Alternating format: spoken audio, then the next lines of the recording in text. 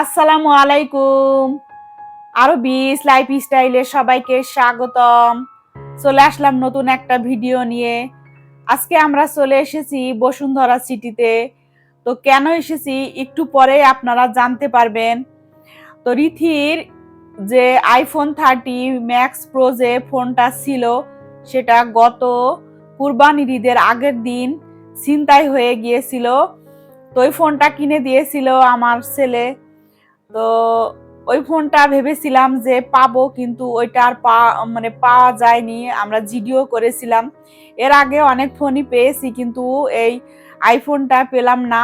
তো ওয়েট করার পরে এখন আমরা বসুন্ধরা সিটিতে চলে এসেছি একটা ফোন কেনার জন্য। ফোন আসলে খুবই জরুরি একটা জিনিস। আমরা ফোনটাকে যেভাবে ইউজ করি, যেভাবে ইউজ করি, তো আমার কাছে মনে হয় যে ফোনটা আসলে একটা জরুরি জিনিস।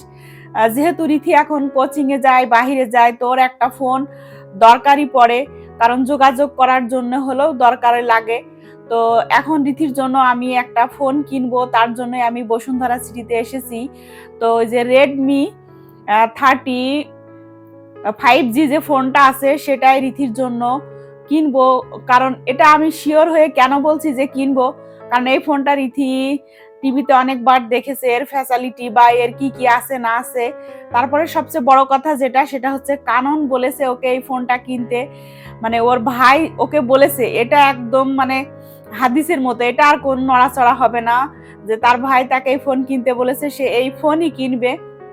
তো আমরা এসে খুব বেশি একটা ঘোরাঘুরি করি নাই, আমরা সরাসরি শাওমির দোকানে চলে এসেছি এই রেডমি ফোনটা নেয়ার জন্য। তো এখানে এসে এই যে রিথি দেখছিল, এর বেশ মানে 2-3টা কালার ছিল, তার মধ্যে পার্পেল কালারটাই ভালো লাগলো। আর ফোনের সবকিছু ডিটেলস তো আগেই আমাদের জানা হয়ে গিয়েছে, মানে রিথি সবকিছুই আগে সে জেনে নিয়েছে, টিভিতে দেখে দেখে, মানে ইউটিউবে দেখে দেখে সার্চ দিয়ে দেখে সবকিছুই সে জেনেছে। এখন শুধু কেনার পালা। তো এখানে এসে আমরা যে এখান থেকে এই বেগুনি কালারের রেডমি 13 ফোনটা, মানে 5G যে ফোনটা, ওইটা কিনে নিলাম। ওইটার সাথে ছিল একটা চার্জার, একটা কেবল, আর ছিল একটা ফোন কভার। তো ফোন কভার এটা রিথি পরে চেঞ্জও করে ফেলেছিল, এটা রাখে নাই। তো এই ফোনটার দাম নিয়েছিল 33,700 টাকা। তো রিথি তো অনেক হ্যাপি, তার একটা ফোন অনেক দিন ধরেই নাই, মানে আইফোনটা পাবে পাবে আশা করেছিল, কিন্তু শেষ পর্যন্ত আর পাওয়া যায়নি। পরে রিথির এই ফোনটা কিনে দিলাম। তারপরে ওইখান থেকে ফোন কিনা শেষ করে আমরা চলে আসলাম একদম উপরে যে মানে খাবারের যে দোকানগুলো আছে ওইখানে। তো খাবার দোকানে কেন এসেছি বুঝতেই পারছেন, হালকা পাতলা কিছু খেতে হবে। আর বসুন্ধরাতে গিয়ে দেখলাম যে এত ভিড়, আমার কাছে মনে হয় বসুন্ধরায় মনে হয় সবসময় ঈদ লেগে থাকে, এরকম একটা ব্যাপার।